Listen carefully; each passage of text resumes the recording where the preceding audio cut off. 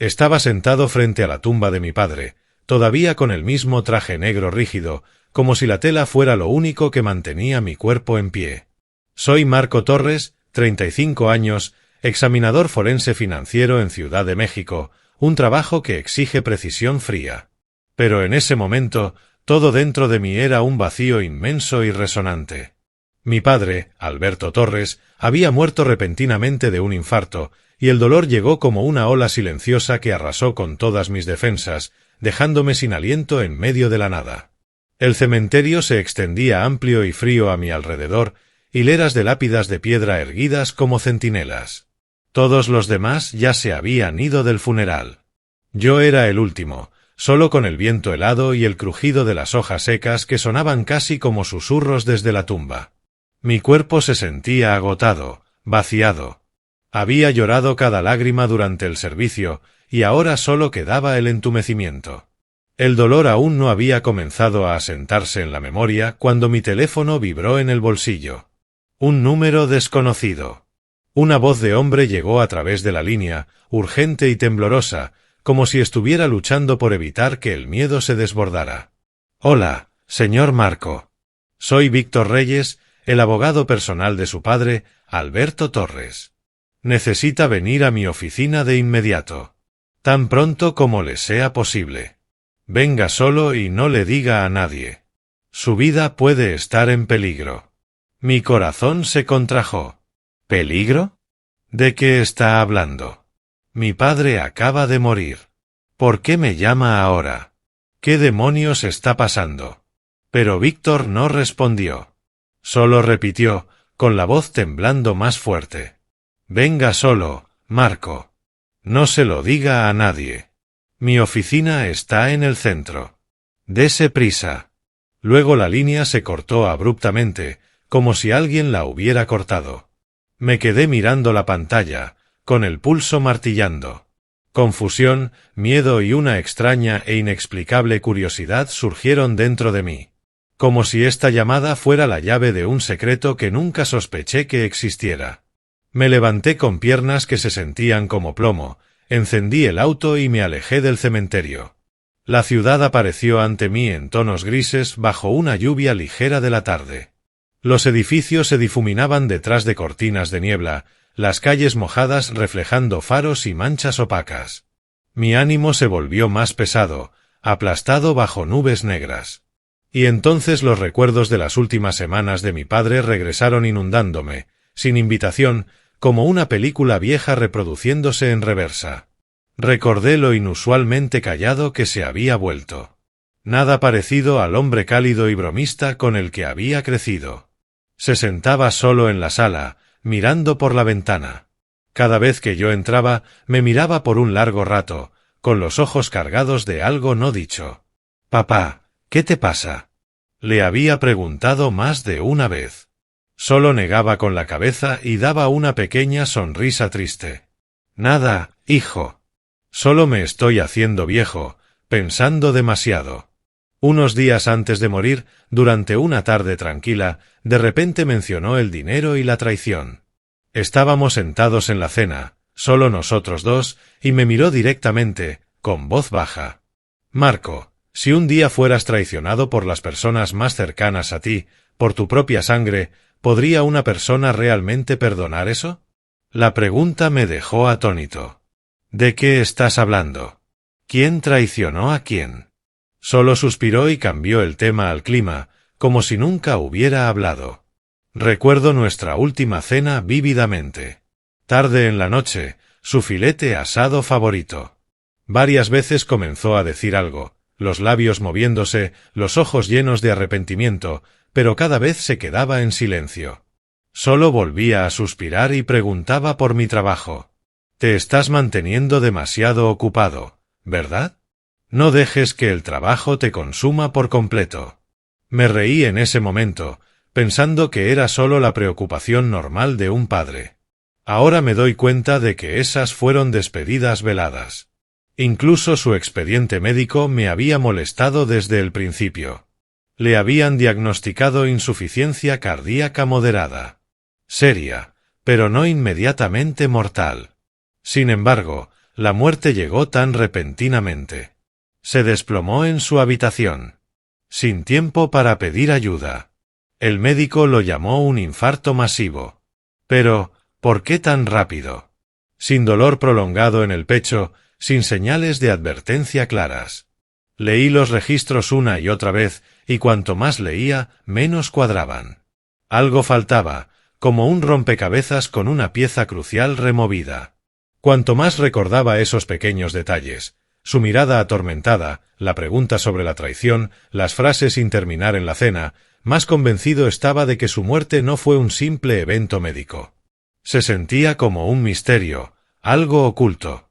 Y ahora la llamada de Víctor justo después del funeral se sentía como la última pieza faltante que de repente trajo todas las sospechas enterradas rugiendo a la superficie. ¿Por qué llamar en este momento exacto? ¿Por qué temblaba su voz? ¿Qué peligro me esperaba? En el camino al centro, seguí revisando el espejo retrovisor. La lluvia golpeaba constantemente el parabrisas, los limpiaparabrisas latiendo al ritmo de mi pulso. Tenía la clara sensación de que me estaban siguiendo. Tal vez ese sedán oscuro unos autos atrás. ¿O era solo paranoia? Mi piel se erizó. ¿Alguien observándome, conectado con papá? Un miedo pesado y sin forma se asentó en mi pecho. Lo que me esperara en esa reunión no era solo sobre la muerte de mi padre. Era el comienzo de una cadena de verdades peligrosas que podían voltear mi vida entera. Apreté el volante con más fuerza, respiré profundo, traté de mantener la calma. La ciudad se deslizaba por las ventanas, calles familiares ahora repentinamente extrañas y amenazantes. Pensé en mi hermano menor, Santiago, que ni siquiera se había presentado al funeral. ¿Por qué? ¿Y por qué Víctor había insistido repetidamente en que viniera solo? Estacioné frente al edificio de Víctor en el centro, la lluvia aún cayendo suavemente. Mi corazón latía con fuerza mientras subía en el elevador al tercer piso. La puerta de la oficina estaba ligeramente entreabierta. La empujé y entré, el aire denso con presagios, como si la habitación misma me estuviera advirtiendo que nada volvería a ser igual. El cielo ya se había oscurecido. Las luces de neón del pasillo se derramaban en la oficina, proyectando sombras largas y distorsionadas que hacían que todo pareciera una escena de una vieja película de cine negro. Respiré profundo, tratando de estabilizarme, pero la mala sensación se aferraba a mí como la lluvia fría empapando mi traje. Estaba a punto de tocar cuando la puerta se abrió de repente desde adentro. Mi corazón casi se detuvo. Parado ahí estaba una figura que conocía demasiado bien, Santiago Torres, mi hermano menor. Casi chocamos, a solo centímetros de distancia en ese momento inesperado. Santiago, impecablemente vestido con un traje gris a medida, cabello perfectamente peinado, pero su rostro estaba pálido bajo la luz tenue. Me congelé, boca abierta, incapaz de hablar. ¿Qué estaba haciendo aquí? No se había presentado al funeral de papá. Ni una sola llamada, ni una palabra de condolencia. Le había llamado docenas de veces, dejado mensajes de voz preocupados, pero había desaparecido como si se lo hubiera tragado la tierra. Tartamudeé, mi voz haciendo eco en el pasillo vacío. Santiago, ¿qué estás haciendo aquí? Por un segundo, hizo una pausa, sus ojos recorriéndome, fríos e indiferentes, como si yo fuera un extraño. Sin sonrisa, sin abrazo, nada. Simplemente me miró, luego pasó a mi lado sin decir una palabra, dirigiéndose directamente al elevador. El costoso aroma de su colonia se mezcló con el olor a humedad de documentos viejos de la oficina, dejándome aún más atónito. Lo llamé, dando un paso instintivo hacia adelante. Espera, te he estado llamando todo el día y nunca contestaste. ¿Por qué no viniste al funeral de papá? Se fue. Santiago, ¿ni siquiera te importa? ¿Y qué estás haciendo aquí? ¿Reuniéndote con el abogado? Santiago se giró bruscamente, ojos brillando con advertencia como un animal acorralado. Métete en tus propios asuntos, Marco, siseó, voz baja y venenosa. Y no me sigas. Esto no te concierne. Las palabras no fueron fuertes, pero cortaron como una cuchilla. Vi su puño apretarse, nudillos blancos, como si estuviera conteniendo algo. Luego se giró y caminó hacia el elevador, el chasquido agudo de sus zapatos en el piso de mármol sonando como una cuenta regresiva. Me quedé plantado en el pasillo, abrumado por la confusión y el shock. Mi pulso se aceleró, pensamientos girando. Santiago, mi hermano pequeño, el niño con quien había compartido una infancia, peleado por juguetes, reído junto a nuestro padre, ahora me miraba como a un enemigo. ¿Por qué había faltado al funeral de papá? Papá yacía ahí solo, y Santiago no pudo molestarse en decir adiós. Sin embargo, aquí estaba en la oficina del abogado justo después de la llamada frenética de Víctor. ¿Coincidencia o algo mucho más oscuro? Me giré, empujé la puerta de nuevo y entré. Víctor Reyes estaba sentado detrás de su escritorio, rostro tenso, manos temblando ligeramente alrededor de una taza de café. Se veía ceniciento, nada como el abogado confiado y pulido que recordaba, el hombre que había manejado todos los contratos y testamentos de papá con una sonrisa fácil. Ahora parecía alguien huyendo de su propia sombra. El aire en la habitación era sofocante. Papel viejo, tinta y algo que olía sospechosamente a miedo. Supe instintivamente que la presencia de Santiago momentos antes no había sido aleatoria. Era otra pieza torcida en un rompecabezas que se negaba a encajar. Me senté frente a él, forzando mi voz a mantener la calma. Víctor, ¿por qué me llamó aquí con tanta urgencia? Y Santiago estaba aquí hace un momento, ¿verdad? Mi hermano. ¿Qué quería? Víctor evitó mis ojos, mirando fijamente los papeles en su escritorio. Marco, gracias por venir tan rápido. Yo necesitaba verificar algunos poderes temporales y documentos administrativos que su padre Alberto firmó en sus últimos días. Su voz vaciló como si estuviera recitando líneas que no creía. Fruncí el ceño, estudiando su rostro. ¿Poderes? Me arrastró aquí desde el cementerio, con la voz temblando, diciéndome que mi vida estaba en peligro. ¿Y ahora es solo papeleo? Se aclaró la garganta, dedos torpes mientras pasaba las páginas. Hubo algunas firmas ejecutadas muy cerca del momento del fallecimiento de Alberto. Necesito verificar todo para evitar complicaciones legales futuras. Como hijo mayor, usted es la persona lógica para... Lo interrumpí, voz elevándose.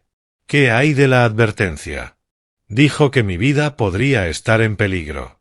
Explíqueme eso. Víctor se veía nervioso, ojos parpadeando rápidamente, gotas de sudor en su frente a pesar de la habitación fresca. Yo estaba demasiado estresado en ese momento, Marco. Exageré. Es solo que después de una muerte como la de Alberto, con un patrimonio involucrado, a veces los herederos enfrentan disputas. Solo estaba preocupado por la seguridad de todos. La respuesta evasiva, las manos temblorosas, la negativa a mirarme a los ojos. Todo gritaba que estaba ocultando algo. No estaba obteniendo ninguna información real que coincidiera con el pánico de su llamada anterior. Sin testamento, sin secreto, solo papeleo rutinario. ¿A quién creía que estaba engañando? Finalmente, me levanté, le di una despedida fría y dejé la oficina. Afuera, la noche había caído por completo. La lluvia era más fuerte ahora, empapando mis hombros. Mi pecho se sentía aplastado bajo un peso invisible. Una tormenta de preguntas rugía en mi cabeza. ¿Por qué había estado Santiago aquí en el momento exacto en que Víctor me convocó con tanta desesperación? ¿Qué asuntos tenía con el abogado? ¿Por qué faltar al funeral de nuestro padre y sin embargo correr aquí por algo urgente? Y Víctor, ¿por qué el terror en el teléfono solo para minimizar todo en persona? ¿De qué tenía miedo? ¿De Santiago o de algo más grande? Cada detalle se conectaba en una red enmarañada de sospechas. La muerte repentina de mi padre, el comportamiento extraño de todos a mi alrededor, todo apuntaba directamente a Santiago, mi propio hermano, la persona que solía ser parte de mi sangre y huesos. Ahora en el centro oscuro de esta pesadilla. En los días siguientes a la reunión en la oficina del abogado, traté de volver a mi rutina normal, pretendiendo que nada había pasado. Despertar temprano, preparar café negro fuerte, ponerme un traje impecable, conducir al centro a la firma de investigación forense financiera. El mismo trabajo de siempre, revisando libros contables, diseccionando informes, reuniéndome con clientes, saludando con una sonrisa profesional practicada. Pero dentro de mi cabeza, las piezas dispersas seguían royendo incesantemente como gusanos excavando en mi cerebro. La mirada gélida de Santiago en ese pasillo oscuro. El rostro aterrorizado de Víctor y sus manos temblorosas. La llamada frenética desde el cementerio advirtiendo que mi vida estaba en peligro. Todo se superponía, enredaba, formando una red que no podía desenredar. Durante el día, mantenía una calma exterior. Me sentaba en mi escritorio, dedos golpeando constantemente el teclado, rastreando flujos de dinero para clientes corporativos. Los colegas preguntaban amablemente: «Marco, ¿estás bien después del funeral de tu papá y todo eso?» Forzaba una sonrisa. «Estoy bien. Ya pasó. Gracias por preguntar». Sin embargo, en el momento en que dejaba la oficina al final de la tarde o conducía a casa por las calles congestionadas, la sensación regresaba. Alguien estaba observando cada movimiento que hacía. Ya no era una impresión vaga. Se había vuelto aguda, innegable. Constantemente revisaba el espejo retrovisor, el corazón acelerado cada vez que veía un peatón desconocido detrás de mí, o un auto que se quedaba unos metros atrás antes de girar repentinamente. ¿Quién es? ¿Por qué me están siguiendo? El sudor frío brotaba a pesar del aire acondicionado a toda potencia. Por la noche, la sensación empeoraba. Vivo en un complejo de apartamentos suburbano tranquilo. Silencioso, bordeado de árboles, luces de calle amarillas suaves. Ahora se sentía siniestro. Comencé a notar el mismo auto extraño, siempre gris oscuro o negro. Un sedán de aspecto ordinario estacionado a corta distancia de mi edificio, bajo el gran árbol. Faros apagados, motor en silencio, pero podía sentir ojos sobre mí desde adentro. La primera vez pensé que era un vecino nuevo. Cuando reduje la velocidad y miré fijamente, el auto de repente arrancó y se deslizó hacia la oscuridad. Mi estómago se revolvió. Esto no es coincidencia. Comencé a tomar diferentes rutas a casa, zigzagueando por calles laterales, pero el auto seguía apareciendo, como un fantasma que se negaba a soltar. Traté de convencerme de que era paranoia, delirio provocado por el duelo. Entonces, una mañana, todo cambió. Desperté exhausto después de otra noche sin dormir. Viejo hábito: encender la televisión para las noticias matutinas mientras preparo café. La voz calmada del presentador pasó por el clima y el tráfico, luego cambió a noticias de última hora. Un incendio masivo estalló durante la noche en el centro de la ciudad. El fuego comenzó en el tercer piso de un edificio de oficinas, destruyendo completamente varias suites. Al menos una muerte ha sido confirmada. Estaba sosteniendo mi taza de café cuando la dirección apareció en pantalla. Solo tomó segundos reconocerla. El edificio exacto donde Víctor Reyes tenía su oficina de abogados. El hielo bajó por mi columna. La taza se resbaló de mi mano y se estrelló en el piso, pero apenas lo noté. «No puede ser», susurré, ojos pegados al televisor. El humo se elevaba negro contra el cielo nocturno, camiones de bomberos con luces rojas intermitentes, paredes carbonizadas en ruinas. Salí corriendo del apartamento, camisa a medio abotonar, desayuno y trabajo olvidados, y aceleré hacia el centro. Una lluvia ligera caía, pero mi corazón latía como tambores de guerra. «Víctor, ¿está bien? ¿Le pasó algo?» Cuando llegué, el área todavía estaba acordonada. El hedor a humo arañaba mi garganta. Curiosos gritaban sobre el ruido. El fuego había sido contenido recientemente. El agua todavía goteaba de las mangueras al pavimento mojado.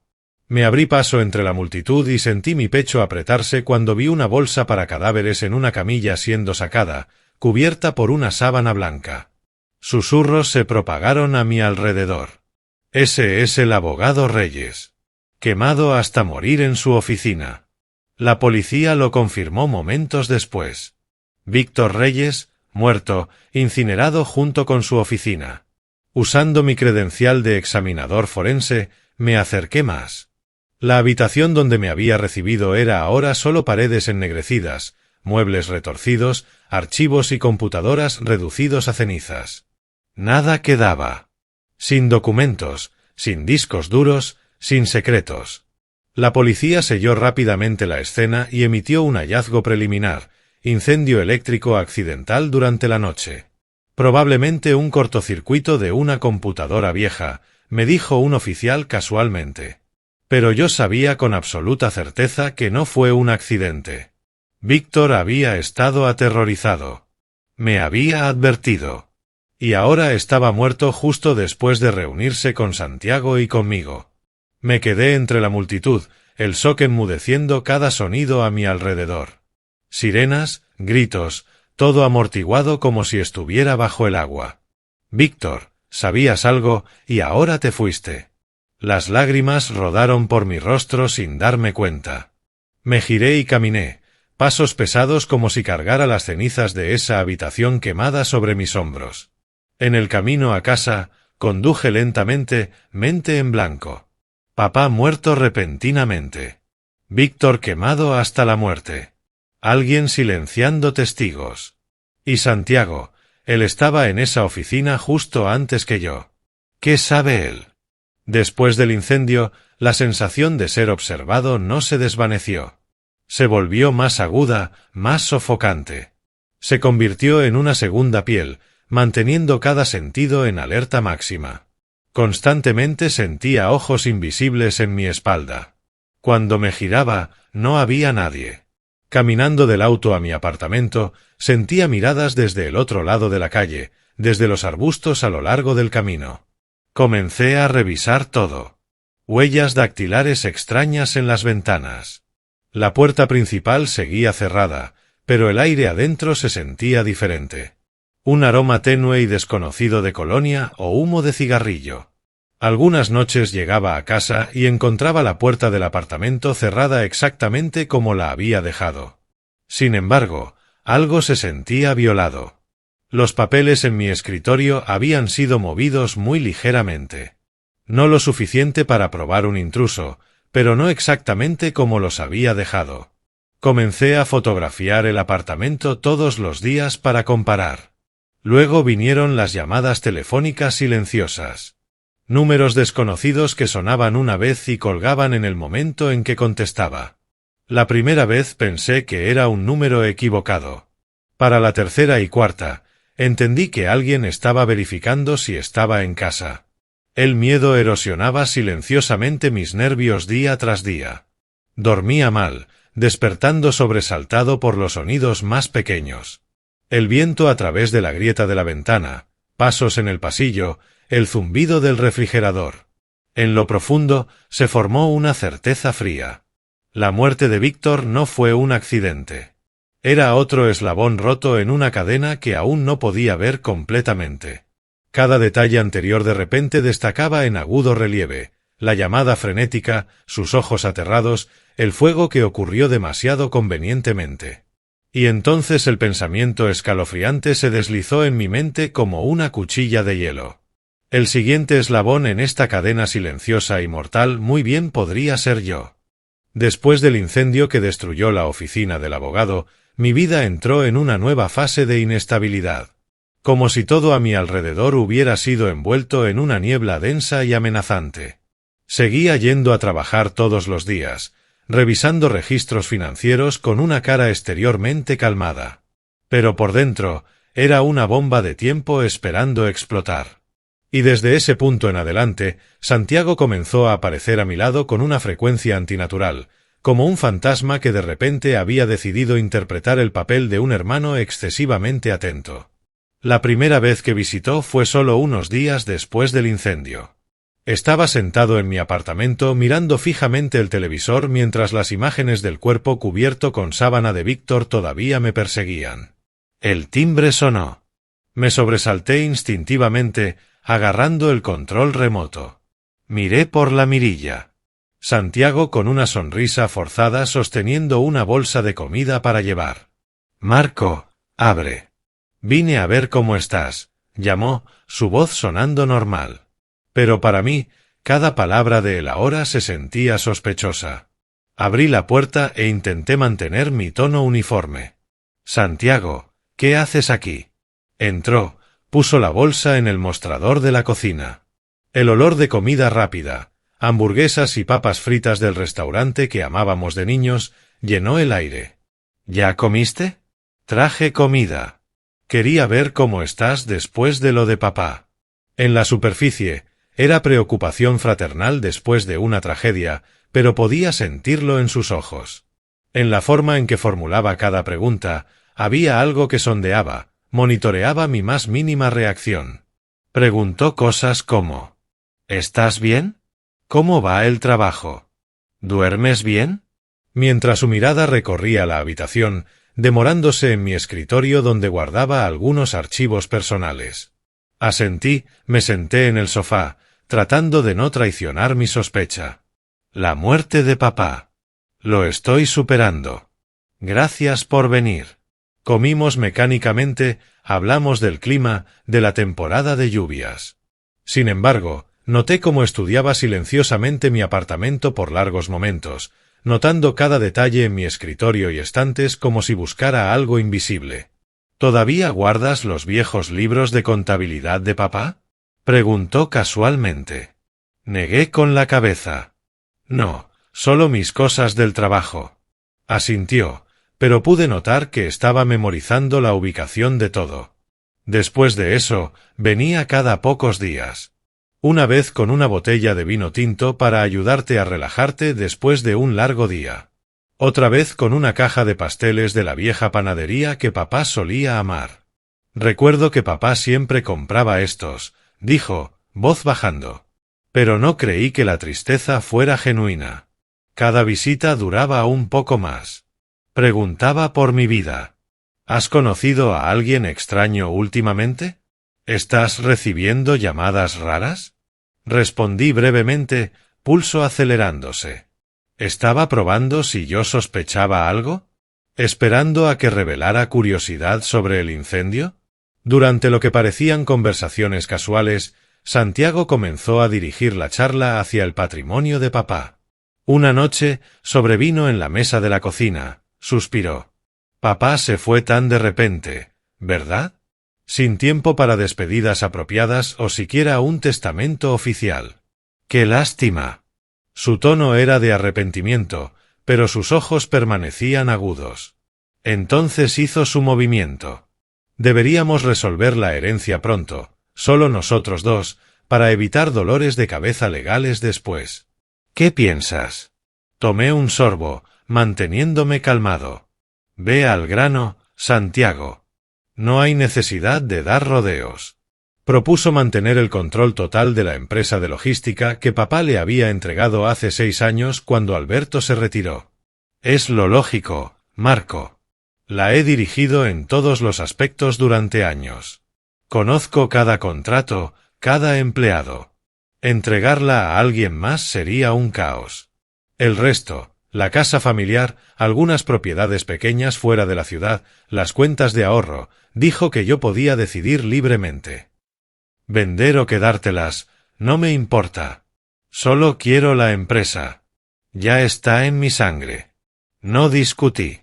El dinero y las propiedades no significaban nada para mí en ese momento. No tenían sentido junto al dolor y las preguntas que me consumían. Bien, dije con indiferencia. Haz el papeleo que necesites. No pedí detalles, no solicité registros o documentos legales. Mi indiferencia claramente lo sorprendió por una fracción de segundo. Sus ojos parpadearon como si estuviera recalculando. Pero luego se veía aliviado, casi satisfecho, como si se le hubiera quitado un peso. Genial. Me encargaré de todo con la empresa. No tienes que preocuparte de nada. La conversación terminó rápidamente. Se fue poco después, dejándome con una copa llena de vino y comida fría. Solo de nuevo, me senté en silencio por un largo rato. No porque me arrepintiera de los activos. Nunca tuve la intención de pelear con Santiago por dinero, sino porque una pregunta martillaba dentro de mi cráneo. ¿Por qué Santiago estaba tan desesperadamente apurado por resolver todo? Fue tan rápido en declarar que papá no había dejado testamento. Tan ansioso por dividir el patrimonio justo después de que la oficina del abogado se quemara hasta los cimientos. Víctor muerto, archivos destruidos. Santiago apresurándose a ordenar todo. ¿Tenía miedo de que algo saliera a la superficie? ¿Había dejado papá realmente un testamento o evidencia ligada a su muerte? La sospecha creció más profunda, una grieta ampliándose en el vidrio. Recordé nuestra infancia. Santiago siempre había sido el hijo menor consentido, al que papá le perdonaba todo. Santiago todavía es pequeño, solía decir papá. Pero quizás esa indulgencia se había convertido en algo mucho más oscuro. Después de esa conversación, Santiago siguió visitando. Pero ahora pasaba más tiempo observando silenciosamente mis reacciones que hablando. Una vez se sentó en silencio, ojos deslizándose por mis estantes, pausando en los viejos cuadernos de papá que había guardado. ¿Todavía lees los viejos diarios de papá?, preguntó ligeramente. Me encogí de hombros, mantuve la indiferencia, pregunté si quería café, y me giré para ocultar la sospecha en mis ojos. Exteriormente, permanecía indiferente, nunca haciendo preguntas, nunca mencionando el patrimonio de nuevo, actuando como si todo ya estuviera olvidado. Pero por dentro, la fachada de calma no hacía nada por aquietar la creciente certeza de que este silencio era solo la pausa antes de una ola mucho más grande. Una que estaba ganando fuerza en algún lugar fuera de la vista. 2 años pasaron en silencio como una película en cámara lenta en la que yo era el protagonista reacio. Las sensaciones que una vez me atormentaron, el auto extraño estacionado afuera, las llamadas que colgaban en silencio, los muebles movidos solo 1 centímetro, gradualmente se desvanecieron con el tiempo. Al principio, todavía saltaba con cada ruido extraño, todavía revisaba mi espejo retrovisor obsesivamente, pero la vida me arrastraba. El trabajo en la firma de contabilidad forense se volvió más ocupado. Informes interminables, clientes exigentes. Llenaban mis días y dejaban poco espacio para la paranoia. Las visitas de Santiago también disminuyeron, de cada pocos días a cada pocas semanas, y luego se detuvieron casi por completo. La última vez que vino, hace más de 6 meses, se quedó solo un rato, hizo preguntas vagas sobre mi trabajo, y luego se fue con una sonrisa tensa. «Cuídate, Marco», dijo, pero la calidez se había ido. Asentí, cerré la puerta y exhalé. No de alivio, sino de ya no tener que actuar la farsa de normalidad. En la superficie, la vida volvió a lo ordinario. Carreras matutinas por el vecindario. Sándwiches a la hora del almuerzo en el local de siempre cerca de la oficina. Tardes leyendo o viendo películas viejas. La ciudad seguía igual. Calles grises bajo llovizna, edificios reflejando neón en la noche. Sin embargo, en lo profundo, las preguntas sobre la muerte de papá y el incendio de Víctor todavía ardían en un rincón oculto de mi mente. Como una vieja cicatriz que duele con el mal clima. Ya no investigaba. Ya no llamaba a la policía, ya no seguía a Santiago. Pero las preguntas permanecían. ¿Por qué la muerte repentina de papá? ¿Por qué Víctor y cada documento se quemaron? ¿Y Santiago, estaba involucrado? Las empujaba hacia abajo, pero resurgían en noches de insomnio cuando yacía mirando el techo, escuchando la lluvia golpear la ventana. Entonces, un día, en medio de una montaña de informes financieros en la oficina, mi teléfono vibró. Un número internacional. Contesté profesionalmente. Marco Torres al habla. Un breve silencio, luego una voz baja y cansada de mujer. Marco, soy mamá. Mi corazón se contrajo. Patricia Torres, mi madre, se había divorciado de papá cuando yo tenía 23 años y se había mudado a España con su nuevo esposo. Solo intercambiábamos unos pocos correos corteses al año, nada profundo. Su voz sonaba exhausta, como si hubiera cruzado todo el Atlántico, cargando su propio peso. ¿Por qué llamas, mamá? ¿Estás bien? Suenas cansada. Suspiró suavemente. Estoy en el país, Marco. Volé ayer. Necesitamos vernos lo antes posible. Hay algo muy importante que solo puedo decirte en persona. Me enderecé en mi silla, agarrando el teléfono. ¿Qué es? ¿Algo está mal? Una pausa. No por teléfono. Hay un pequeño café cerca del Parque Central, hoy a las 3 de la tarde. Y ven solo. No le digas a Santiago. Esas palabras me congelaron. Ven solo. No le digas a Santiago. Exactamente como la llamada de pánico de Víctor desde el cementerio hace 2 años. Mamá, ¿por qué? Santiago también es tu hijo. Solo ven solo, Marco. Te estaré esperando. La llamada terminó, dejando una tormenta de preguntas arremolinándose en mi cabeza. Miré el reloj. 2 horas restantes. El trabajo quedó sin terminar, pero no podía concentrarme. Puse una excusa sobre una emergencia familiar, salí temprano de la oficina y conduje por las calles congestionadas de la ciudad. Nos encontramos en una esquina tranquila de un café, el aire denso con olor a café tostado y ya suave. La vi en una mesa al fondo, manos envueltas alrededor de una taza de té. Patricia se veía mucho más vieja de lo que recordaba, cabello entrelazado con plata, rostro con líneas, ojos cargando años de fatiga y culpa.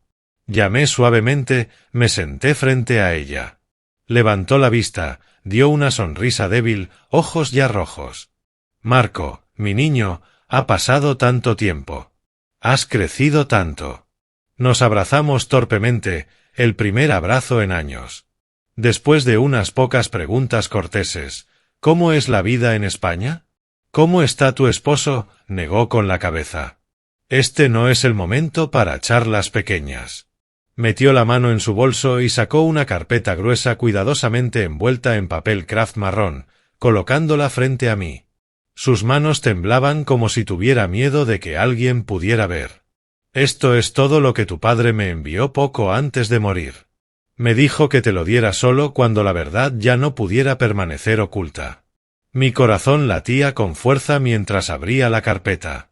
Página tras página de documentos. Estados financieros y legales, fuera de los libros, contratos, registros bancarios de transacciones ocultas, todo con rastros claros de la participación de Santiago.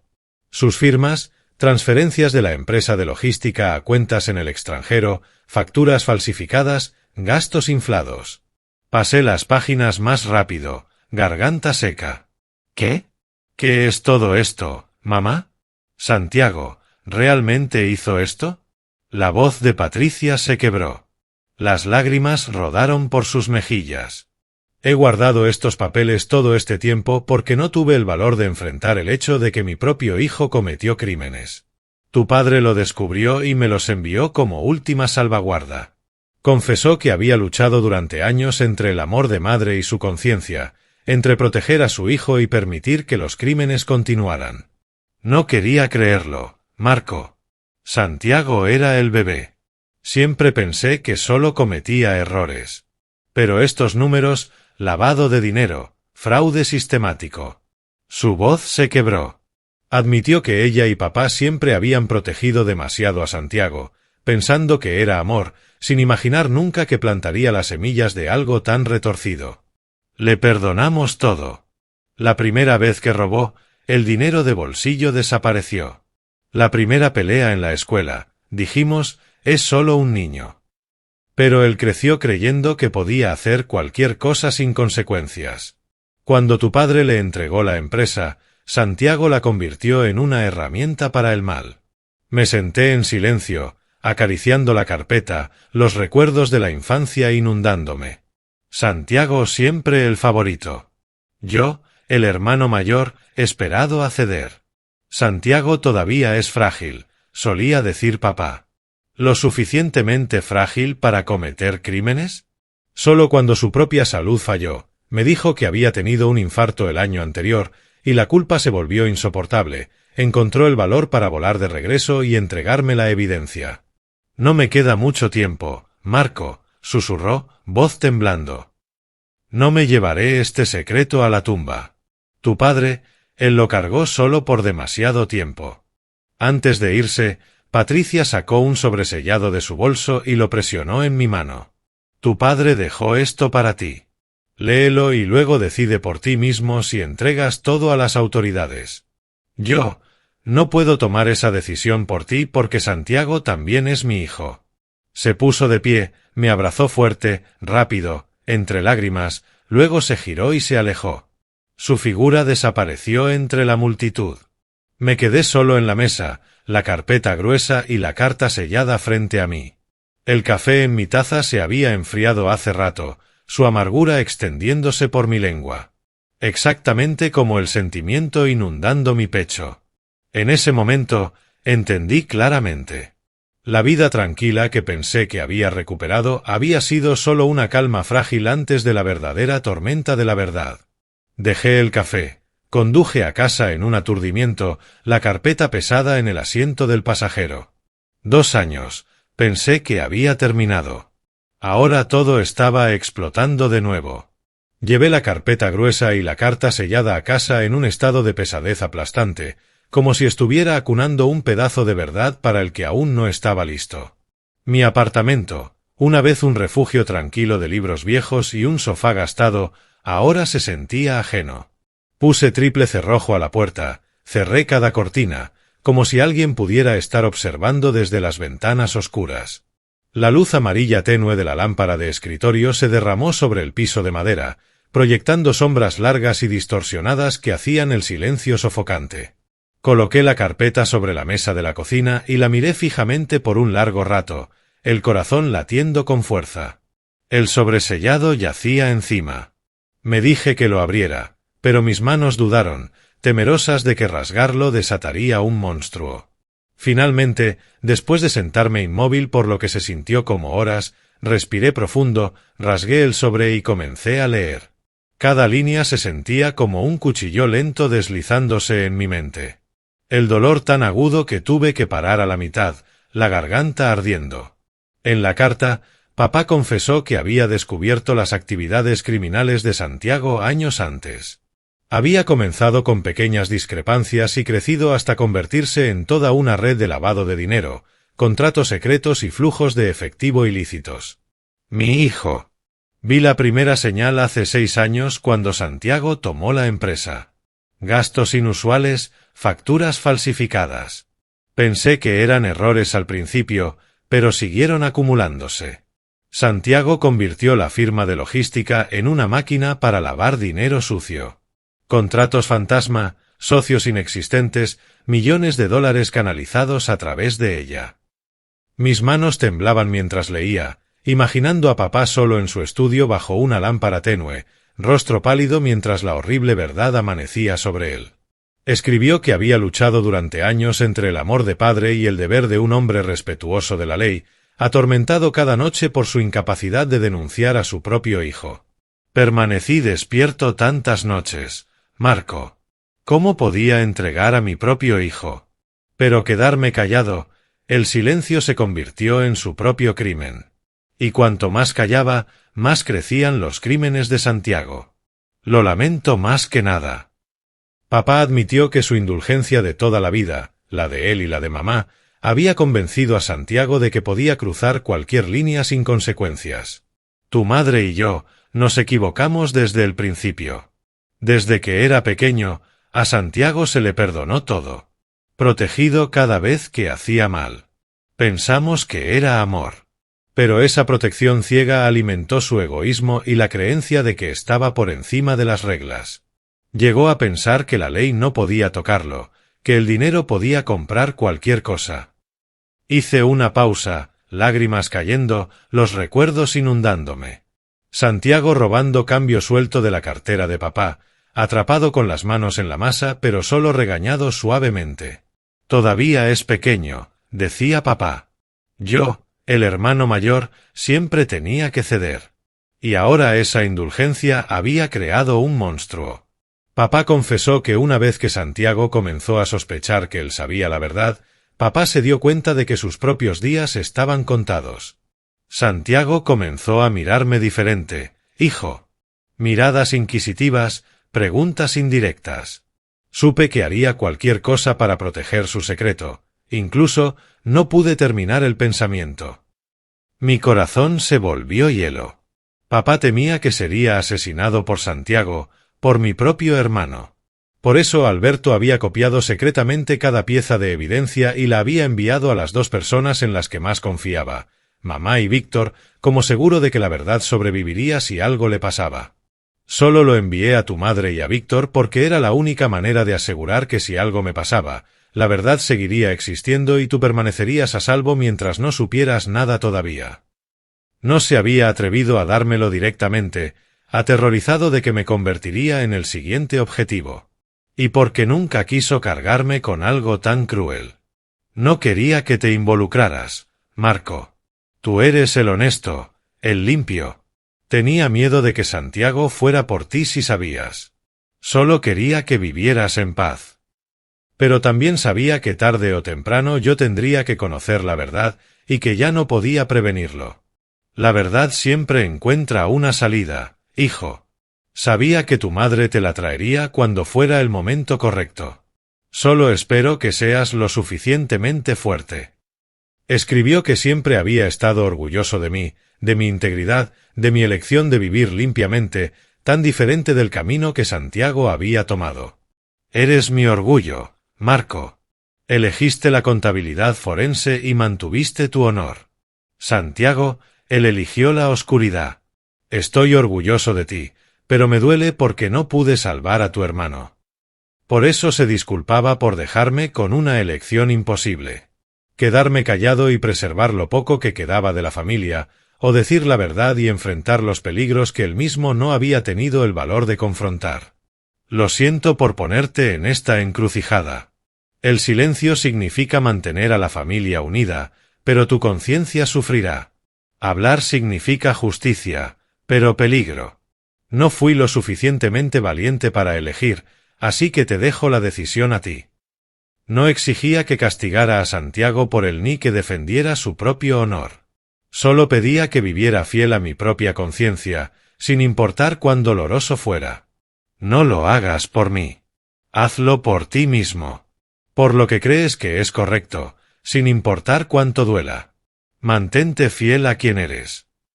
En las líneas finales, me urgió repetidamente a poner mi propia seguridad primero. Porque había perdido el poder de protegerme en el momento en que se dio cuenta de que Santiago era capaz de cualquier cosa para ocultar sus crímenes. Ten cuidado, hijo. Santiago, tu hermano, es más peligroso de lo que jamás imaginé. Protégete primero. La carta terminaba con una disculpa tardía y desgarradora de un padre que había fallado en salvar a un hijo y ahora había empujado al otro al infierno. Lo siento, Marco. Fallé con Santiago, y ahora te arrastro al abismo. Te amo. Doblé la carta, me senté inmóvil por un largo rato, garganta ahogada, pecho aplastado por dolor y rabia entrelazados. Las lágrimas cayeron sobre el papel, difuminando la tinta. Por primera vez, entendí completamente la soledad e impotencia que papá había soportado en sus últimos años. Solo con el secreto desgarrándolo por dentro, temiendo por su vida, pero aún tratando de protegerme. La evidencia en la carpeta combinada con la carta no dejaba dudas. Santiago había estado cometiendo crímenes sistemáticos a gran escala durante años. Millones lavados a través de la empresa, contratos falsos, socios fantasma que existían solo en papel, todo bajo su dirección. Hojeé las páginas de nuevo, leyendo cuidadosamente, el corazón abriéndose con cada línea. Y en ese mismo momento, un pensamiento frío y claro se cristalizó. Santiago era muy probablemente quien mató a papá y quien organizó el incendio que cobró la vida de Víctor. La muerte de papá había sido demasiado repentina, demasiado inconsistente con sus registros médicos. La oficina de Víctor se quemó justo cuando tenía la evidencia, y la causa oficial fue registrada como falla eléctrica. Todo había caído demasiado perfectamente para alguien desesperado por silenciar testigos. Santiago se había reunido con Víctor justo antes que yo. Luego Víctor murió. Luego Santiago se apresuró a resolver el patrimonio. Todas las piezas encajaron. La realización me golpeó como ser arrastrado fuera del mundo que pensé que era familia y hacia una pesadilla. Me puse de pie, tambaleé por la habitación, agarrándome el pecho. Los recuerdos de la infancia se destrozaron. Santiago sonriendo en su cumpleaños. Papá abrazándonos a ambos. Ahora un criminal, un asesino. En la oscuridad del apartamento silencioso, por primera vez en 2 años, ya no era meramente el hermano sospechoso. Me había convertido en el hombre que sostenía la prueba que podía destruir todo. Después de leer la carta de papá y enfrentar la verdad completa dentro de esa carpeta, pasé muchas noches casi sin dormir, desgarrado entre la lealtad familiar, la conciencia y el deber de un ciudadano ante la ley. Me acostaba en la cama, ojos bien abiertos, mirando el techo mientras mi mente giraba con preguntas interminables. Santiago es mi propio hermano, me decía, imaginándolo esposado, arrastrado a prisión. Pero luego aparecía la imagen de papá, solo en sus últimos años, cargando ese secreto aplastante, muriendo en dolor y miedo. Si me quedo callado, ¿en qué me diferencio de él? ¿De mamá, que consintió a Santiago hasta convertirse en cómplice de sus crímenes? Mi conciencia me roía cada segundo, como una cuchilla retorciéndose más profundo. Pensé en Víctor, quemado vivo, sus archivos reducidos a cenizas. Si dudaba, esta carpeta también podría desaparecer y la justicia sería enterrada para siempre.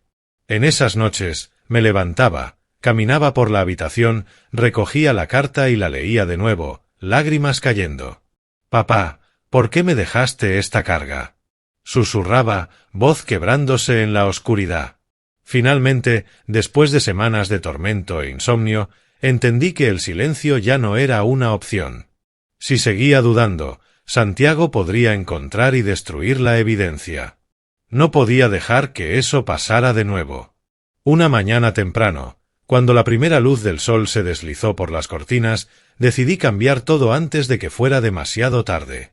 Me senté en la computadora y respaldé cada documento, escaneé cada página, copié todo en memorias USB encriptadas, subí todo a una nube segura con contraseñas complejas. Mis manos temblaban mientras sellaba los papeles originales dentro de una caja de seguridad.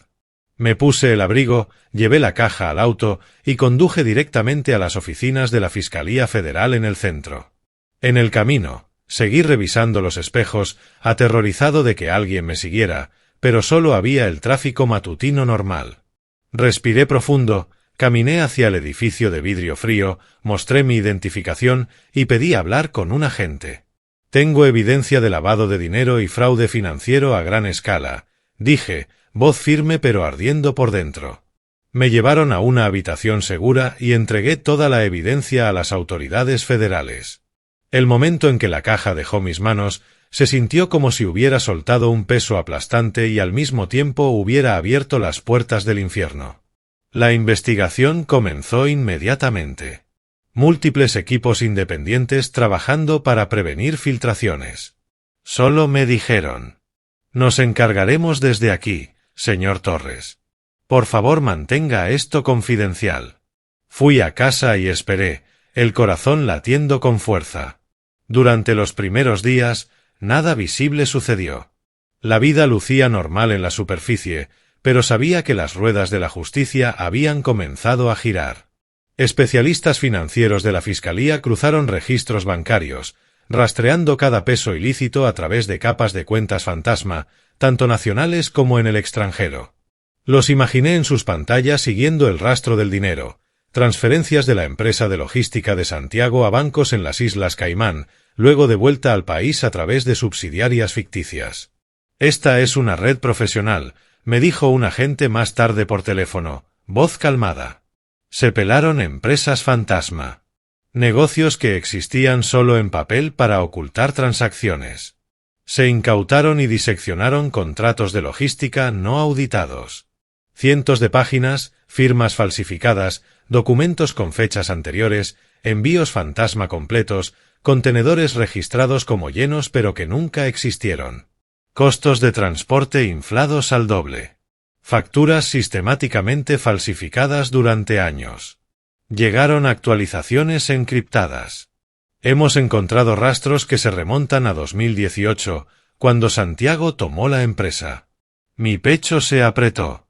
6 años construyendo un imperio del crimen justo bajo el techo de papá. Contadores, gerentes de almacén e intermediarios fueron convocados uno por uno. Al principio, todos negaron todo. Declaraciones contradictorias. No sabía nada, tartamudeó un contador, voz temblando. Pero a medida que la evidencia financiera se acumulaba, registros bancarios, correos internos, incluso grabaciones de vigilancia del almacén, las piezas encajaron. Un gerente de almacén finalmente confesó. Santiago nos ordenó registrar envíos falsos para ocultar el dinero. Lo seguí todo desde la distancia a través de breves llamadas de la gente, sintiéndome como si estuviera viendo un drama criminal cuyo villano era mi propio hermano. La empresa de Santiago fue puesta bajo supervisión especial. Las transacciones mayores fueron congeladas por orden judicial. Los empleados entraron en pánico. Los teléfonos sonaban sin parar con socios. La información comenzó a filtrarse, quizás de un empleado asustado o un periodista oliendo sangre. Aparecieron los primeros artículos periodísticos. Empresa de logística local investigada por esquema masivo de lavado de dinero. Accionistas y socios entraron en pánico. Los contratos se suspendieron pendientes de resultados. El valor de la empresa, aunque era privada, colapsó en negociaciones internas. No mucho después, Santiago fue arrestado bajo sospecha de lavado de dinero a gran escala y fraude financiero. Estaba en mi oficina cuando llegó el mensaje del agente. La evidencia está casi completa. Su hermano ha sido detenido para interrogatorio. Encendí la televisión. Ahí estaba, en todos los canales de noticias. Santiago en su traje gris, esposado, cabeza agachada, flanqueado por agentes mientras los flashes de las cámaras estallaban. Santiago Torres, director de empresa de logística local, arrestado bajo sospecha de lavado de dinero. Me hundí en mi silla, mano sobre mi boca. Sin triunfo, sin satisfacción, solo un vacío inmenso. Por una fracción de segundo, miró a la cámara con ojos salvajes como un animal atrapado. Lo observé desde lejos, sin sentir nada del alivio que una vez imaginé. Había imaginado este momento durante semanas. Santiago arrestado, justicia servida, y finalmente respiraría. Pero no hubo liberación. La justicia no fue un estallido de victoria. Era una máquina lenta, fría e imparable.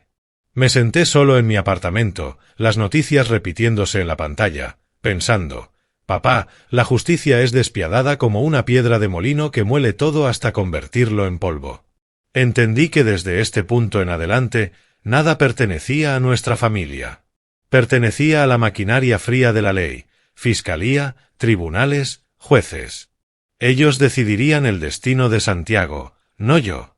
Solo había iniciado el proceso. Ahora era meramente un espectador. Sabía que el camino por delante no sería ni corto ni indoloro.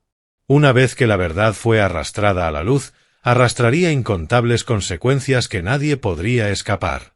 Mi familia, el honor de papá, la vida tranquila que había reconstruido, todo podía colapsar. Pero también sabía que desde este momento ya no tenía derecho a dar marcha atrás. La verdad estaba aquí, mirándome a la cara, y yo era el único que quedaba que podía caminar el resto del camino con ella. El juicio por los crímenes financieros de Santiago Torres tuvo lugar después de muchos meses de investigación, atrayendo intensa atención de los medios, la comunidad empresarial y el público local. El juzgado federal en el centro de la ciudad se convirtió en el centro de la tormenta. Camionetas de televisión alineaban la calle. Reporteros se empujaban con cámaras y micrófonos, y empresarios trajeados susurraban en los pasillos. El caso de lavado de dinero más grande de la ciudad este año, decía un titular. Lo leí con el corazón pesado. La sala del tribunal estaba llena. Periodistas, abogados, accionistas que habían perdido dinero con los contratos falsos, y todos los conectados al imperio logístico de Santiago. Asistí como el único testigo clave, la persona que había entregado personalmente la evidencia original a las autoridades. Mamá también estaba ahí, sentada en silencio en la galería. El fiscal me llamó al estrado primero, justo después de las declaraciones de apertura. Caminé hacia adelante, piernas como plomo, agarrando la baranda de madera pulida. La sala quedó en silencio, excepto por el clic de los obturadores de las cámaras y murmullos débiles. Juré el juramento, voz temblando. Diré la verdad, toda la verdad. Cuando trajeron a Santiago, sus ojos se clavaron en los míos instantáneamente. No con remordimiento, sino con un odio gélido y escalofriante que hizo que mi sangre se congelara. Se sentó en la mesa de la defensa con un traje gris claro, cabello perfectamente peinado, pero su rostro estaba demacrado después de meses en detención preventiva. Esos ojos afilados como cuchillos, llenos de puro odio, me hicieron vacilar por un momento. No los ojos de un hermano, sino de un enemigo. Recordé la infancia. Santiago mirándome con admiración cuando le enseñaba a patear un balón de fútbol. Ahora solo odio. A lo largo del interrogatorio, Santiago permaneció frío, negando responsabilidad personal hasta que las capas de evidencia financiera fueron presentadas en tribunal abierto. Su abogado defensor, un hombre alto con voz retumbante, argumentó: «Mi cliente fue meramente víctima de sistemas contables defectuosos. No hay prueba directa». Pero entonces el fiscal mostró diapositiva tras diapositiva en la gran pantalla. Números rojos brillando, estados de cuenta bancarios, contratos falsificados, transferencias al extranjero. «Esta es la firma del señor Torres», dijo el fiscal, señalando. Santiago se sentó inmóvil, expresión sin cambios, pero vi sus manos apretarse bajo la mesa. Enfrentado con evidencia irrefutable e innegable, cada argumento de defensa se derrumbó. Otros testigos tomaron el estrado. Un excontador de la empresa, voz temblando. Santiago nos ordenó crear facturas falsas para ocultar el dinero. Santiago no mostró remordimiento, solo me miró fijamente con ojos desbordando odio, como si yo fuera la única causa de su caída. Cada vez que testificaba, relatando la carpeta de papá y la carta, él miraba, ojos perforándome como dagas. Después de la deliberación, el jurado emitió el veredicto. Santiago Torres fue sentenciado a 18 años en prisión federal por lavado de dinero organizado, fraude financiero a gran escala y falsificación sistemática de registros contables. El día de la sentencia, la sala del tribunal estaba mortalmente silenciosa, solo el sonido de respiraciones entrecortadas. La jueza, una mujer de mediana edad con voz severa, leyó: «El acusado Santiago Torres es sentenciado a 18 años de prisión sin posibilidad de libertad condicional. Todos los activos obtenidos ilegalmente fueron incautados para restitución y procesamiento legal. Autos de lujo, la mansión, cuentas bancarias, todo congelado». Cuando se pronunció la sentencia, la sala zumbó. Los reporteros escribían furiosamente. Los accionistas afectados aplaudieron suavemente. Mamá se cubrió la boca y lloró. Santiago se tambaleó hacia atrás como si le hubieran drenado las fuerzas, rostro ceniciento, pero aún no mostró remordimiento. Se mantuvo erguido, mirando fijamente a la jueza, cabeza sin inclinarse, sin disculpas. Los agentes federales se acercaron, lo esposaron de nuevo, y lo sacaron por el pasillo central bajo los ojos del público y la prensa. Los flashes de las cámaras no paraban. Los reporteros gritaban: «Santiago, ¿algún arrepentimiento?». Caminó en silencio, pasos firmes, pero ojos enrojecidos. Justo antes de desaparecer por la puerta, Santiago se giró y me miró una última vez. Esa mirada no contenía miedo, solo odio comprimido hasta su punto de quiebre, como diciendo: «Todo esto es por tu culpa». Me quedé congelado, el corazón doliéndome. Ese era mi hermano pequeño, el niño que una vez compartió todo conmigo. Permanecí en mi lugar, viendo su figura desvanecerse detrás de las puertas del tribunal. Sin sensación de victoria, sin alivio, como alguna vez había imaginado. Había pensado que cuando fuera sentenciado, finalmente respiraría libremente, que la justicia se sentiría como liberación. Pero solo había un vacío vasto y frío en mi pecho donde solía haber una familia. Mamá me abrazó. Terminó, hijo. Hiciste lo que ni tu padre ni yo tuvimos el valor de hacer. Pero no había terminado. Miré alrededor de la sala del tribunal que se vaciaba, los murmullos desvaneciéndose. Para mí, todo apenas comenzaba. Las consecuencias vendrían.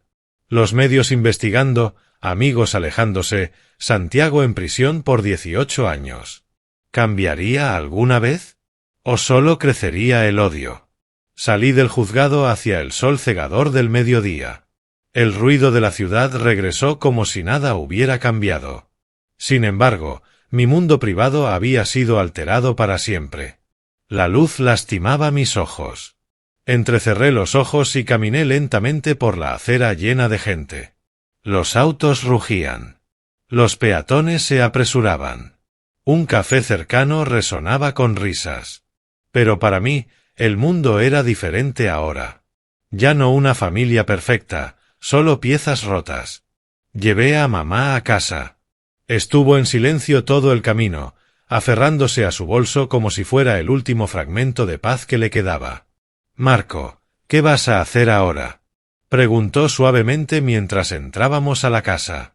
Negué con la cabeza. No sabía. El juicio había terminado. Santiago sentenciado a 18 años, pero el dolor no terminaba. Se extendía como una herida abierta que seguía sangrando día tras día. Durante semanas después, los medios no soltaban. La imagen esposada de Santiago se repetía sin cesar en televisión. La opinión pública zumbaba. Evitaba todo, apagaba el teléfono, cerraba la puerta con llave, pero el juicio me perseguía. Su mirada llena de odio, el eco del mazo como un golpe de martillo. Había hecho lo correcto, pero ¿por qué mi corazón se sentía tan pesado? Mamá voló de regreso a España unos días después, abrazándome fuerte en el aeropuerto. «Perdónate, hijo». ¿Perdonar? Todavía no podía perdonar a nadie, ni siquiera a mí mismo.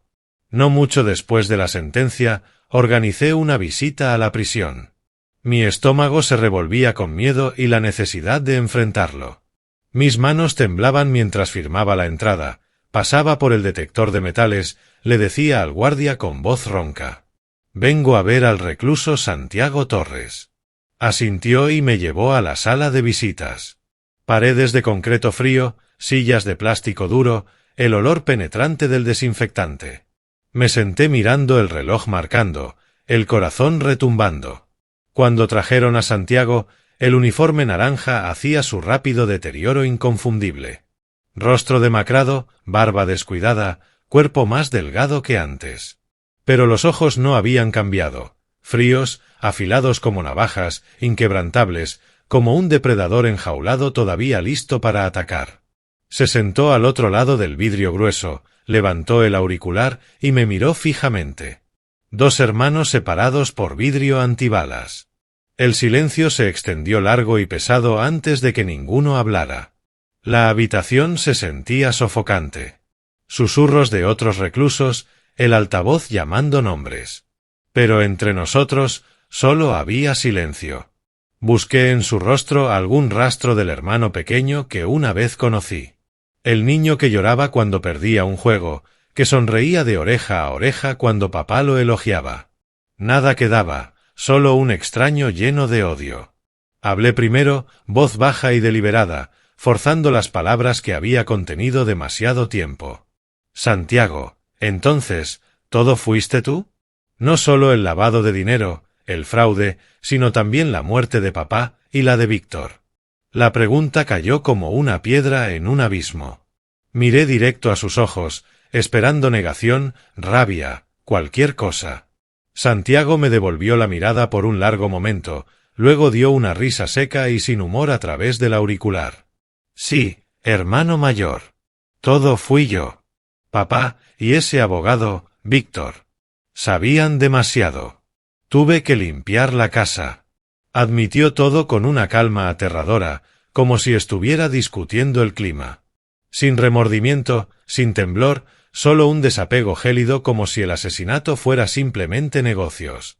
Me senté congelado mientras las peores sospechas se confirmaban, mi corazón hundiéndose. «Mataste a papá». Eres un monstruo. Mi voz se quebró, manos agarrando el teléfono hasta que mis nudillos se pusieron blancos. La imagen de papá colapsando en su habitación. El expediente médico que nunca cuadró del todo. Ahora estaba cristalino. Santiago asintió, ojos sin parpadear. Papá lo descubrió. Iba a entregarme. No podía dejar que eso pasara. Una simple sobredosis hecha para parecer un infarto. Lo mismo con Víctor. Un incendio accidental. Habló ligeramente, como describiendo una ida al supermercado. Me tambaleé, lágrimas cayendo sin notarlo. ¿Por qué? Él era el hombre que te dio la vida. Santiago no respondió inmediatamente, su mirada se oscureció como si cavara en la memoria, luego fríamente. Cualquiera que se interponga en mi camino paga el precio. Incluso el hombre que me dio la vida. Supervivencia del más apto, hermano mayor. Una pausa.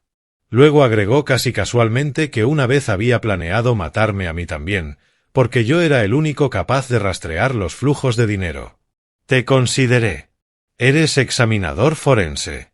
Podrías haberlo descubierto. Te hice seguir después del funeral de papá, esperando un error. Dio esa sonrisa delgada. Esos autos extraños, las llamadas silenciosas, era yo. Un movimiento en falso y habría sido el siguiente. El hielo inundó mis venas. Mi propio hermano me había acechado, listo para asesinarme. Pero no te importó, continuó, voz teñida de arrepentimiento. Te mantuviste indiferente, desinteresado en el patrimonio, la empresa. Pensé que eras inofensivo. Ese fue el mayor error de mi vida. Mi propia apatía lo había convencido de que no era una amenaza, y esa apatía era por la que ahora estaba pagando el precio. Lo miré por un largo rato, ya no como a un hermano, sino como a un extraño desnudado al hueso. Hablé lenta, calmada, dolorosamente. Mamá y papá se equivocaron, Santiago. Te protegieron demasiado, perdonaron demasiado fácil, limpiaron cada desastre que hiciste. Pensaron que era amor. Pero esa protección ciega te enseñó que estabas por encima de todo, que el dinero podía borrar cualquier pecado, que una vida humana era solo otro obstáculo a remover. Luego en voz baja, como una última cuchilla a cualquier conciencia que pudiera quedar. Recuerda esto claramente, Santiago. Cada persona que alguna vez sacrificó por ti, quien pecó para protegerte, vive con esa memoria dentro de estas cuatro paredes cada día por el resto de tu vida. Por primera vez, Santiago vaciló. Sus ojos dudaron. El odio parpadeó como si algo lo hubiera golpeado. Abrió la boca, no dijo nada, y entonces una sola lágrima se deslizó por su rostro endurecido, rápida pero inconfundible. Ese breve momento. ¿Era remordimiento o solo un destello de debilidad? No dijo más. El guardia hizo señas de que el tiempo había terminado. Santiago se puso de pie, se giró, y fue llevado de vuelta a través de la pesada puerta de hierro, el cerrojo resonando como la tapa de un ataúd. Permanecí sentado unos segundos más, el corazón hundiéndose con la sensación de que algo irreversible acababa de terminar. El aire opresivo de la habitación, el altavoz llamando otros nombres. Todo se desvaneció. Cuando salí de la prisión, no había odio ardiente, no había alivio, solo la fría tristeza de una familia destrozada más allá de toda reparación. El sol de la tarde proyectaba largas sombras sobre el patio de concreto. El viento traía el olor rancio del encierro. Y así la visita a la prisión terminó en dolor que llegó hasta la médula. Me alejé conduciendo mientras el cielo se tornaba al atardecer. Los últimos rayos de luz deslizándose por la ciudad que ahora encendía sus luces vespertinas. La ciudad seguía moviéndose, ruidosa e indiferente. Sin saber que un mundo dentro de mí había colapsado para siempre. La vida continúa, pero desde ese momento supe con certeza. Para mí, todo había cambiado irrevocablemente. Después de esa última visita a la prisión, decidí dejar la ciudad que contenía demasiados recuerdos dolorosos. Ciudad de México, la ciudad donde nací, Crecí, vi morir a mi padre y vi a mi hermano caer en la ruina. Se había convertido en una prisión invisible, atrapándome en recuerdos que nunca podría borrar. No podía quedarme más. Cada esquina me recordaba algo. El cementerio donde yacía papá, la oficina quemada del abogado, el apartamento donde Santiago una vez me visitó con su sonrisa falsa. Solicité un traslado a otra sucursal de la empresa en Guadalajara, una ciudad más grande y extraña donde podría empezar de nuevo en un ambiente completamente nuevo. Mi jefe lo aprobó inmediatamente. Debe haber visto el agotamiento en mi rostro. Necesitas un cambio de escenario, dijo, palmeando mi hombro. Asentí, sintiendo un ligero alivio, pero también ansiedad. Irme significaba abandonar todo. Los pocos amigos que tenía, las rutinas familiares y la tumba de papá. Pero necesitaba la distancia para respirar. El apartamento viejo se vendió rápidamente a través de una agencia inmobiliaria. Me quedé viendo a la gente mostrar a extraños por ahí, el corazón apretándose. Esas paredes habían presenciado demasiado. Noches sin dormir después del funeral de papá, las llamadas telefónicas silenciosas, la carpeta de mamá. Empaqueté mis pertenencias en una tarde lluviosa, metiendo todo en cajas, las manos temblando cuando tocaba objetos ligados al pasado. Guardé solo unos pocos recuerdos pequeños de papá, memorias demasiado preciosas para descartar, una vieja foto familiar, el reloj que usaba todos los días y el cuaderno con su letra temblorosa. Esto es todo lo que queda de una familia destrozada, pensé, empacándolos cuidadosamente en mi maleta. Cuando cerré la puerta por última vez, me giré para mirar la habitación vacía, las lágrimas rodando. Adiós, susurré, como si hablara con el pasado mismo. En Guadalajara, una nueva vida comenzó con cambios pequeños pero significativos. Compré un apartamento modesto con vista a la ciudad. La brisa fresca y el sonido del tráfico lejano me ayudaban a dormir mejor de lo que jamás había dormido en la capital. Mi trabajo de contabilidad forense continuó, pero elegí enfocarme en casos transparentes que protegían a los inocentes, una forma silenciosa de expiar las pérdidas de mi familia. Me mantuve alejado de investigaciones de fraude complejas. En su lugar, revisaba informes de organizaciones sin fines de lucro y ayudaba a pequeños negocios a evitar errores financieros. Cada día, analizando números en mi escritorio, pensaba en papá, cuán orgulloso había estado de mi honestidad. El trabajo se convirtió en un ancla, dejándome olvidar un poco mientras también me recordaba cómo el dinero puede destruir a una persona. Mi vida se volvió más simple. Menos obligaciones sociales, más tiempo solo, más silencio para sanar. Evitaba las fiestas, me reunía con colegas solo para un café ocasional, hablando de trabajo, nunca de asuntos personales. Los fines de semana corría por los parques, el viento frío golpeando mi cara, despejando mi mente. Ya no huía de los recuerdos. Los enfrentaba en esos momentos tranquilos. Lloraba cuando necesitaba, reflexionaba cuando dolía. Mamá llamaba cada semana desde España. Hablábamos del clima, la salud, nunca de Santiago.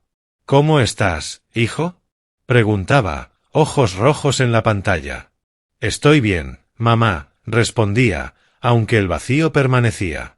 Ocasionalmente, recibía actualizaciones escasas sobre Santiago a través de canales legales o notificaciones de la prisión. Un correo del abogado diciendo que su apelación había fallado o que había sido transferido. No investigaba más, solo lo aceptaba como un hecho inalterable. Está más callado ahora, pero saludable, dijo el abogado una vez por teléfono. Asentí y colgué.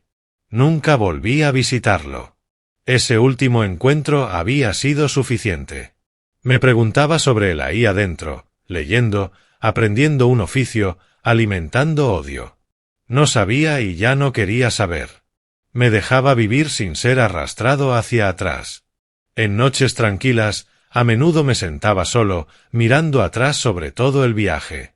Desde los días en que éramos una familia completa hasta el momento en que la verdad salió a la superficie y todo colapsó, junto a la ventana, viendo la ciudad brillar bajo la luz de la luna. Recordaba la infancia. Papá enseñándonos a pescar.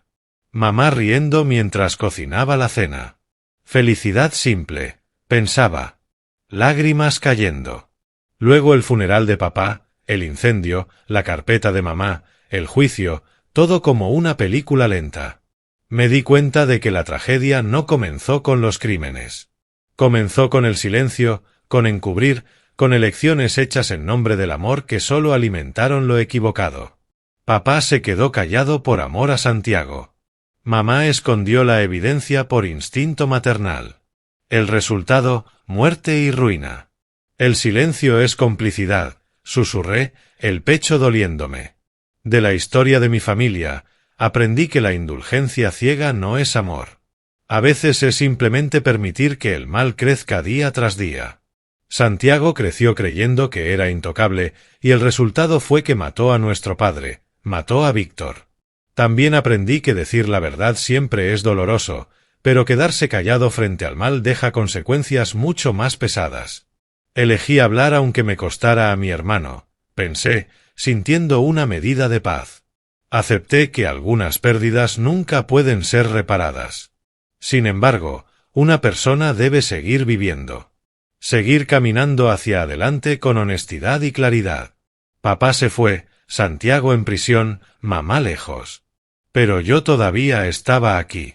Todavía tenía mi conciencia. Cuando rara vez compartía mi historia con alguien cercano, un colega de confianza o nuevo conocido, siempre enfatizaba una cosa. Nunca dejes que el amor se convierta en una excusa para encubrir el mal. Amar a tu hijo no significa esconder sus errores, decía, voz baja. Enséñales límites y consecuencias antes de enseñarles éxito o dinero. Enséñales responsabilidad antes que riqueza. Y si un día debes enfrentar la verdad más dolorosa dentro de tu propia familia, ten el valor de elegir lo correcto, sin importar cuán alto sea el precio. Una tarde, de pie en silencio ante la tumba de papá en un viaje raro de regreso a mi ciudad natal, no sentí más resentimiento, solo una comprensión calmada del tormento que había cargado hasta el final. Había volado de regreso a Ciudad de México por primera vez desde la mudanza. Conduje al cementerio bajo un cielo otoñal nítido. La lápida de papá permanecía sin cambios, Alberto Torres grabado en granito, hierba creciendo espesa y verde. Me arrodillé, susurré en mi corazón que había caminado el camino más difícil por él y por mamá. Papá, hice lo que tú y mamá no pudieron. Nuestra familia está rota, pero tú y mamá siguen en mi corazón. El viento se agitó, trayendo el aroma de tierra húmeda, como si papá estuviera respondiendo. Me senté ahí un largo rato, contándole sobre mi nueva vida, sobre mamá, sobre Santiago. Sin ira, solo comprensión. Papá había sufrido porque se quedó callado. Sin embargo, había tratado de protegerme. Cuando dejé el cementerio, caminé lentamente entre las hileras de árboles, la última luz del sol desvaneciéndose. La brisa se movía suavemente, trayendo el olor familiar de tierra y quietud. Detrás de mí yacía un pasado lleno de pérdida, dolor y errores irreparables. Pero desde ese lugar sentí que finalmente había cerrado el capítulo más pesado, abriendo un camino diferente, uno donde ya no tenía que esconderme de la verdad. Ya no vivía en tormento, sino que podía caminar con la cabeza en alto, fiel a mi propia conciencia. Y desde ese día en adelante, elegí una vida más tranquila. Ya no huía de los recuerdos, ya no dejaba que el resentimiento royera mi alma. Aprendí a aceptar lo que no puede ser cambiado y a atesorar lo que aún está por delante. Todo lo que sucedió se convirtió en una lección grabada profundamente dentro de mí. Cada elección que hacemos hoy, sin importar cuán pequeña, silenciosamente moldea el destino del mañana.